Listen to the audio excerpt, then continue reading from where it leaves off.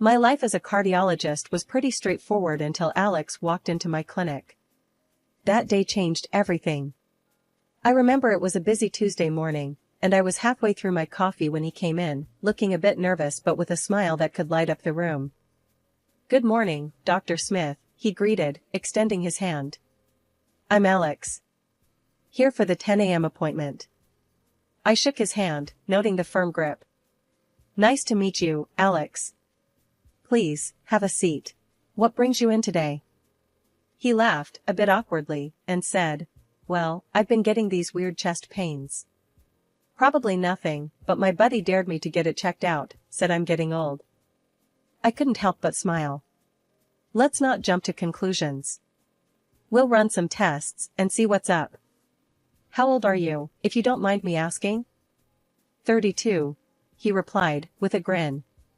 "But according to my friend, that's ancient." The consultation went smoothly. Alex was easy to talk to, and he had a way of making the mundane seem interesting. After the tests, I assured him there was nothing serious, just stress-related. He seemed relieved but lingered a bit longer than necessary. "So, Dr. Smith, since I'm all healthy and not ancient yet, would you consider having dinner with me? As a thank you for the peace of mind?" His tone was playful, but I could tell he was serious. I hesitated, not used to mixing work with my personal life. "I'm not sure that's a good idea, Alex." I try to keep professional boundaries. He leaned in, a mischievous glint in his eyes. "Come on, it's just dinner. No strings attached. I promise I'm a decent cook, and I make killer lasagna." I laughed, surprised by his persistence. "All right, lasagna does sound tempting. But just dinner, okay?" "Deal," he exclaimed, looking victorious. In the months that followed, Alex was relentless in his pursuit. He'd show up at my clinic with coffee just the way I liked it or surprise me with tickets to a concert of a band I mentioned in passing. His charm was undeniable, and his attention, intoxicating. 6 months into our whirlwind romance, he popped the question in the most Alex way possible, during a hike, out of breath, and with a ring that was slightly too big. "Erica, I'm probably going to regret this tomorrow when my muscles are screaming, but I can't wait any longer. Will you marry me?" he asked, panting and kneeling on one knee. I laughed, tears in my eyes, both from the joy and the absurdity of the moment. "Yes, Alex, I'll marry you. But only if you promise to carry me back down this trail." That was the beginning of our adventure together. Little did I know, the real challenge was just around the corner. Meeting his mother, Elizabeth, for the first time was when I realized our journey wouldn't be as smooth as I had hoped. She was the epitome of strict and domineering, with a love for her son that bordered on obsession. Our first meeting was over dinner at their family home. Elizabeth eyed me like a hawk, sizing me up as if I were an adversary rather than a potential family member. The tension was palpable, and Alex seemed to shrink a bit under his mother's gaze. "So, Erica, Alex tells me you're a cardiologist. That must be demanding," Elizabeth said, her tone polite but cold. "Yes, it is, but I love my job. It's rewarding to help people," I replied, trying to keep the conversation light. "And you plan to continue working after the wedding?" Her question felt more like an interrogation. I nodded, suddenly feeling defensive. "Yes, I've worked hard to get where I am. I don't see why getting married should change that."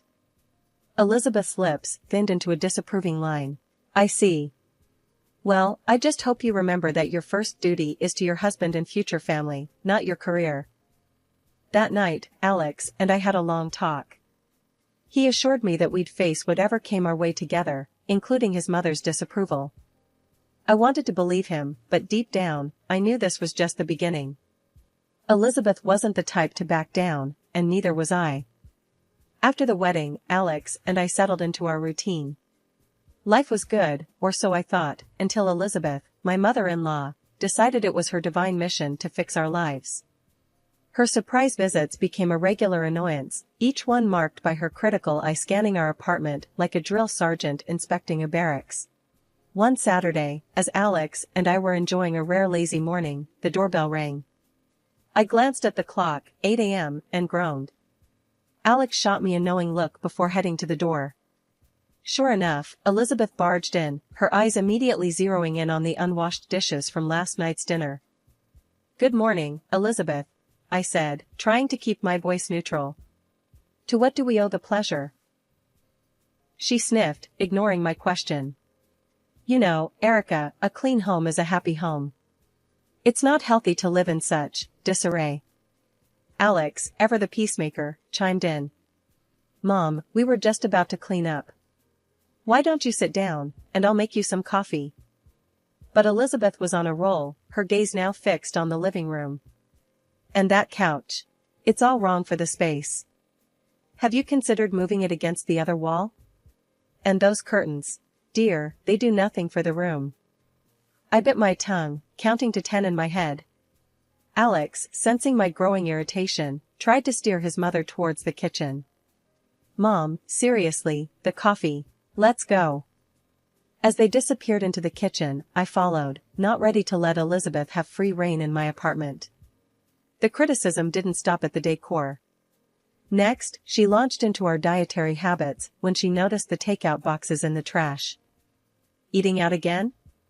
You know, Erica, a wife should take care of her husband's health. Home-cooked meals are the cornerstone of a happy marriage." That did it. I could handle the digs at my cleaning and decorating, but questioning my role as a wife was a step too far. "Elizabeth, I appreciate your concern, but Alex and I are quite happy with our arrangement. We both work long hours, and sometimes, takeout is just easier." She tooted, shaking her head. "I just don't understand your generation. When I was your age, I had a home-cooked meal on the table every night for my husband and son." Alex, bless him, jumped to my defense. "Mom, times have changed. Erica's not just a housewife. She's a brilliant cardiologist, and I'm fully capable of cooking or ordering pizza if it comes to it." The conversation was going nowhere, and Elizabeth's presence was starting to suffocate me. I excused myself, claiming a sudden headache, and retreated to our bedroom, leaving Alex to handle his mother. One day, the invasion reached a new level. Alex and I had planned a weekend getaway, just the two of us, to recharge. We returned home to find our apartment spotless, but not in the way we left it. Furniture was rearranged, new curtains hung in the living room, and our bedroom looked like it had been ripped out of a home decor magazine. "What the?" I started, my eyes wide as I took in the changes. Alex was equally shocked. Did we get robbed by an interior decorator? Before we could process everything, Alex's phone rang. It was Elizabeth, sounding far too pleased with herself. "Did you notice the changes? I couldn't stand to see your apartment in such a state. You'll thank me later." Alex's face turned red, his usual calm demeanor slipping. "Mom, why would you think this is okay? You can't just come in and rearrange our lives." Her response was as infuriating as her actions. "I'm just trying to help. It's clear Erica doesn't know the first thing about keeping a home. Someone had to step in." That was the last straw. Alex, usually the one to smooth things over, was livid. He made it clear to his mother that her help was not welcome and that she was to call before visiting in the future. The news of the pregnancy came as a surprise. Not an unpleasant one, but a surprise nonetheless. I remember staring at the test, my heart racing, until Alex found me in the bathroom, my face probably a picture of shock and awe. "What's up, babe? You look like you've seen a ghost," he said, leaning against the doorway with that easy smile of his.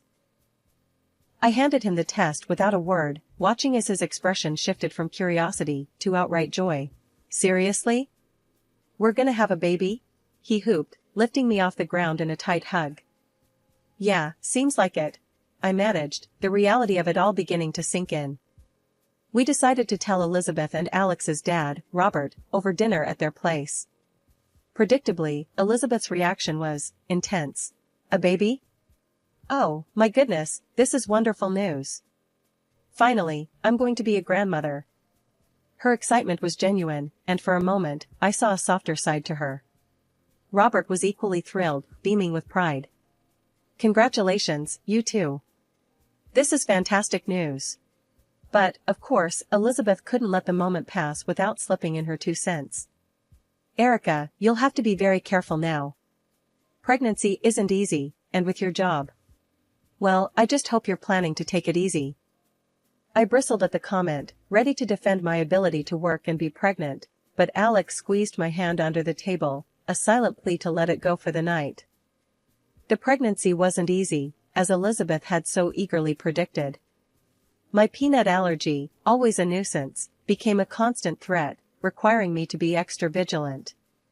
Elizabeth, ever the helpful in-law, had plenty to say about that too. During one particularly difficult week, when I was feeling run down and tired from juggling work and pregnancy, Elizabeth dropped by unannounced, as was her habit. Erica, you look exhausted. Are you sure you should still be working? A woman in your condition needs to rest, she clucked, eyeing me like I was a fragile piece of china. I sighed, not in the mood for a lecture. Elizabeth, I'm fine. My doctor says it's okay to work, and I need to stay active. But your allergies, dear. It's just not safe. What if something happens? You're not just responsible for yourself now, she pressed, her tone a mix of concern and criticism. Alex came to my rescue, walking into the room with perfect timing. Mom, Erica's a doctor. She knows what she's doing. Let's not stress her out more, okay? Elizabeth huffed, clearly not convinced, but dropped the subject. Her concern was touching, in a way, but suffocating. I was a cardiologist, for crying out loud. I knew how to take care of myself and my baby. When we found out we were having a girl, Elizabeth's excitement reached new heights. A granddaughter. Oh, Alex, we must start planning the baby shower immediately. And the nursery. Erica, have you thought about the nursery? After Emily was born, I took a year off to be with her, which was amazing, but also isolating. I missed my work, my colleagues, and the part of me that thrived on helping others. So, I decided it was time to go back, at least part-time, which meant we needed a nanny. The plan seemed simple enough until Elizabeth caught wind of it. She showed up unannounced, as was her way, her face stormy the moment I opened the door. A nanny? Really, Erica? You're going to let a stranger raise our Emily? She practically spat the words out, her disdain for the idea palpable. I sighed, bracing myself for the inevitable confrontation. Elizabeth, it's not like that. I'm going back to work part-time. We need someone to watch Emily, Anne. And what? I'm not good enough to watch my own granddaughter. She cut in, her voice rising with each word. It wasn't that she wasn't good enough, it was just that. Well, Elizabeth and I had our differences, and the thought of dealing with her criticisms on a daily basis made my stomach turn. But she was family, and deep down, I hoped this might bridge the gap between us. Look, if you want to help, that would be great. But we're going to do this my way. I can't have you undermining me at every turn, I said, trying to sound more confident than I felt. Elizabeth's eyes narrowed, but after a moment, she nodded. Fine. But I expect to be paid like any other nanny. That should have been my first red flag. Paying Elizabeth felt weird, but if it kept the peace, I was willing to try it. However, peace was the last thing it brought. Every day, I'd come home to a litany of complaints. You're out of laundry detergent again, or, I had to throw out that stale bread. Don't you ever clean out your pantry? It was relentless. Alex tried to mediate, bless him, but it was like trying to stop a hurricane with a fence. One day, I'd had enough. I walked in to find Elizabeth berating me for the tasteless dinner I'd prepared for Alex the night before. You can't feed a child, let alone a grown man, with this slop. That was it. I snapped. Elizabeth, I'm done. I appreciate your help, but this isn't working. You need to stop coming over. Her face went from angry to furious. Fine. See how well you manage without me. She slammed the door on her way out, leaving me shaking, but strangely relieved. Alex came home to find me sitting at the kitchen table, a mix of emotions swirling inside me. She left, I said, simply. He sighed, wrapping his arms around me. I'm sorry, Erica. I know she's my mom, but you're my wife. We'll figure this out together. And that was that. Elizabeth's reign as the nanny from hell was over, and despite the drama, a weight had been lifted. We found a lovely local girl to help with Emily, and life settled into a new, happier rhythm. The day after our big blow-up, Elizabeth called me as if nothing had happened. Erica, I've been thinking, we got off on the wrong foot yesterday.